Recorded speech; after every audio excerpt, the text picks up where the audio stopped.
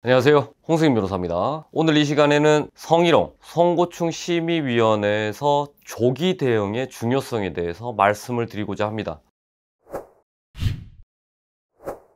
어떤 분들은 최초 성고충심의위원회 가기 전에 분리조치를 받습니다. 분리조치를 받은 이후 감찰 조사를 받고 난 이후에 그제서야 변호사를 선임하는 경우도 있고, 아니면 성고충심의위원회에서 해당 결정을 받은 이후에 징계로 넘어가거나 형사 고소를 당한 이후에 변호사를 알아보시는 경우도 있습니다. 물론 이 시간에 저를 선임해 달라라는 말씀을 드리고자 하는 게 아닙니다. 만약에 여러분들께서 변호사를 선임할 생각이 있다, 그리고 변호사와 함께 방어권을 행사해야 되겠다라는 마음가짐을 갖고 계신다면 최초부터 동석하에 조사도 받고 그 이후에 성고충심의위원회에 같이 참석해서 함께 대응을 하는 편이 훨씬 낫습니다. 그게 바로 성희롱, 성고충심의위원회를 위해서 조기 대응이 얼마나 중요한지 알려주는 대목이기 때문입니다. 제 사례 중에 하나는 무려 20건이나 되는 혐의 사실이 있었습니다. 그 부분 관련해서 우리 의뢰인과 저는 조사 가기 전에 어떤 내용으로 신고를 한 것 같다, 그리고 그 인원은 나에 대해서 어떤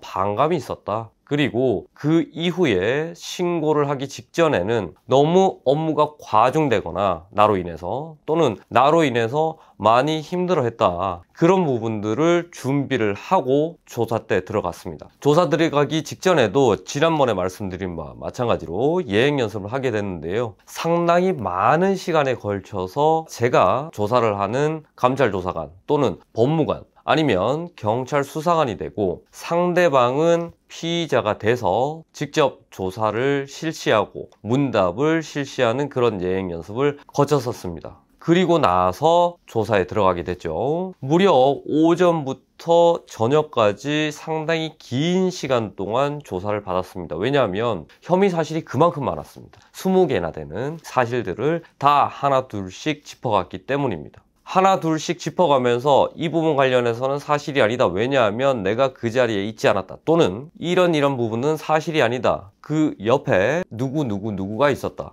그리고 이런 사실관계도 전혀 사실이 아니다, 그 인원의 허위 진술에 불과할 뿐이다, 왜냐하면 그 장소에 누가 앞에 있었고 나는 어떻게 앉아 있었다, 그 앞에 있었던 목격자가 내가 만약에 신체 접촉을 했다면, 내가 만약에 성희롱을 했거나 언어적인 그런 불미스러운 일이 있었다면 못 볼 리가 없다, 못 들을 리가 없다, 이런 식으로 구체적으로 진술을 했습니다. 물론 이 부분 관련해서 너무 장황해서는 안 됩니다. 예를 들어서 법무관이, 수사관이 A를 묻고 있는데 나는 B를 얘기하고 싶다 라고 해서 B를 얘기한다면 수사기관의 입장에서는 저 사람이 A를 얘기하기 싫어서 그걸 회피하기 위해서 B를 얘기하고 있구나, 이렇게 생각될 수밖에 없기 때문입니다.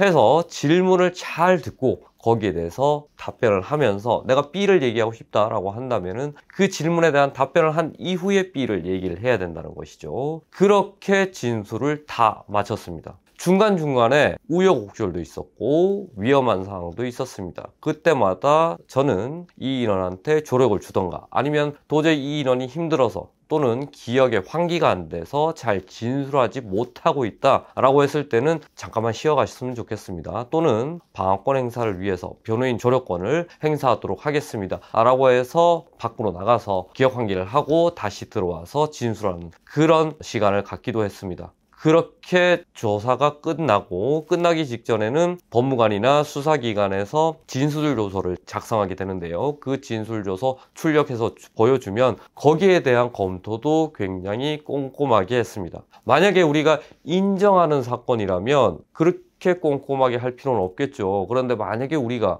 부인하는 사건이다, 그리고 무려 혐의 사실이 20개나 된다 라고 했을 때는 꼼꼼하게 처음부터 끝까지 봐야 됩니다. 그리고 거기에 대해서 수정할 부분이 있으면 수정하고, 추가할 부분이 있으면 추가하고, 삭제할 부분이 있으면 삭제해서 완성된 진술조서를 제출하게 됩니다. 그런 다음에 지장을 찍고 나오게 되는 거죠. 여기서 끝이 아닙니다. 진술조서 끝나고 난 다음에는 이걸 확보를 해야 됩니다. 왜냐하면 우리가 기억력에 한계가 있기 때문에 모든 내 진술에 대해서 일일이 다 기억할 수가 없기 때문입니다. 나중에 돼서 이거는 선고증 심의위원회에서 쓰일 수도 있고 징계위원회에서 쓰일 수도 있고 혹시나 형사 고소가 들어가게 된다면 외부에 있는 경찰이 이걸 확보할 수도 있습니다. 그렇기 때문에 그 부분 관련해서는 반드시 추후에라도 정보공개 청구라든지 기록 신청을 통해서 확보를 해놔야 됩니다.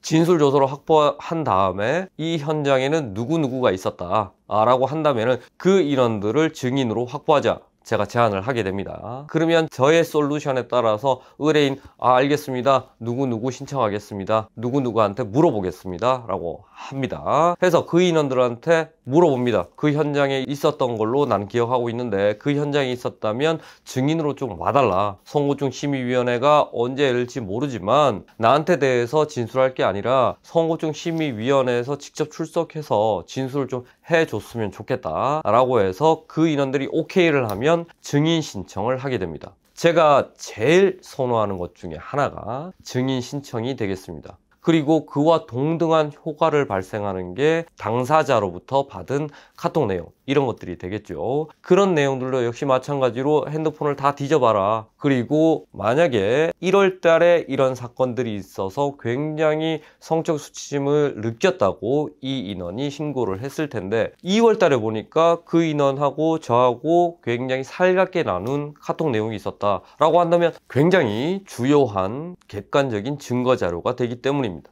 해서 이 사건에 있어서도 저는 증인도 신청을 하고 객관적인 근거 자료인 카톡도 제출을 했습니다. 해서 선고충심의위원회가 열리기 직전에 다시 한번 예행 연습을 하고 들어갑니다. 이때는 우리 혐의 사실이 뭔지 다 알고 있기 때문에 거기에 맞춰서 준비를 하고 들어가는 거죠. 물론 선고충심의위원회 전에 조사 그 내용에 한정되는 것은 아닙니다. 수사기관에서 추가적으로 더 피해자나 참고인들을 조사를 해서 더 많은 내용이 나올 수도 있습니다. 거기에 대해서도 유념을 하시기 바랍니다. 이제 선고충심의위원회 날입니다. 저는 같이 우리 의뢰인하고 들어갔습니다. 들어가서 소명을 하게 되는데 기본적으로는 당사자로부터 위원장님이든 위원님이든 간사든 간에 듣고 싶어 합니다. 그렇기 때문에 반드시 예행 연습이 필요하다는 거죠. 이렇게 해서 위원들이 어떤 질문을 던지게 되면 당당하게 당사자가 답변을 하는 겁니다.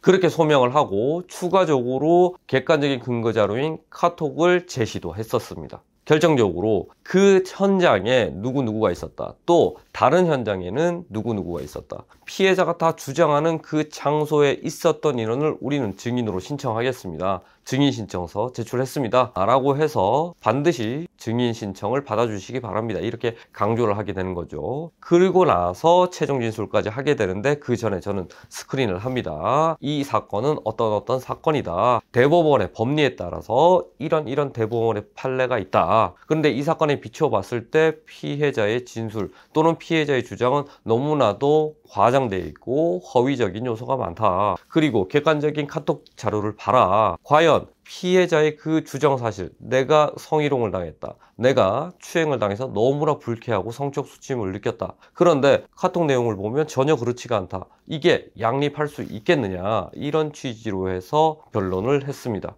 물론 좀 전에 말씀드린 바와 같이 대법원 판례 기준에 따라서 이 사건을 판단해 달라라고 다시 한번 재강조를 했죠. 그 이후에 최종 진술을 하고 저희는 나왔습니다. 그리고 나서 위원장과 위원님들이 증인에 대해서 신문을 하게 되었습니다. 그 이후에 저희는 기다리고 있다가 결국에는 무려 20건에 가까운 성희롱 그리고 성추행 이런 혐의 사실에 대해서 모조리 다 미성립된다는 통보서를 받았습니다. 제가 다시 강조드리고 싶은 것은 이렇게 조기 대응이 중요하다는 것입니다. 감찰에서 어떤 질문을 던졌을 때 법무 또는 수사기관에서 어떤 질문을 던졌을 때 기억 안 나는데요? 라고 해버리면 흔한 말로 닭장부리비라고 합니다. 나중에 선고증 심의위원회에 갔을 때 너 옛날에는 기억나지 않는다고 했는데 어떻게 기억이 나게 됐느냐, 그 연유에 대해서 한번 밝혀봐라 라고 하는 순간 굉장히 우리 진술의 신빙성이 떨어지는 것입니다. 물론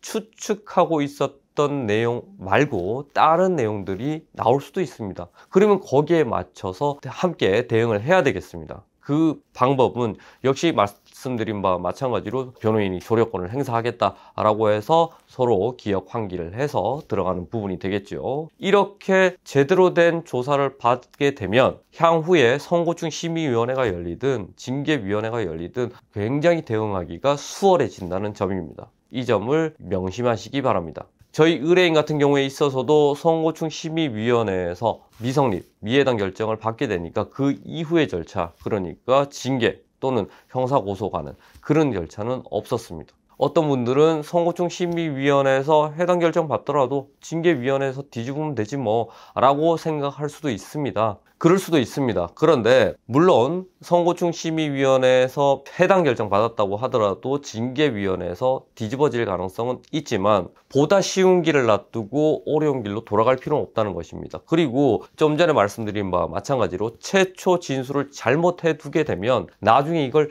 되돌릴 수가 없습니다. 형사 절차에 있어서는 내 진술에 대해서 경찰 단계에서 잘못 진술을 했다라고 하면 부인하는 그런 제도가 있습니다. 부인해버리면 기존에 있는 진술제서나 피의자 신문조서나 이런 증거자료로 쓰일 수가 없습니다. 하지만 이런 선고충 심의위원회나 징계위원회 단계에 있어서는 그런 부인하는 제도가 전혀 없기 때문에 최초 조사받은 그 조서 자체가 처음부터 끝까지 항고심까지 그리고 나중에 행정소송을 하게 된다고 하더라도 행정소송까지 쭉 이어집니다. 그렇기 때문에 가장 필요한 것이 초동 대응의 중요성이란 점입니다. 해서 여러분들께서 어려움에 처해 있다고 한다면 주저하지 마시고 연락 주시기 바랍니다. 이상 홍승 변호사였습니다.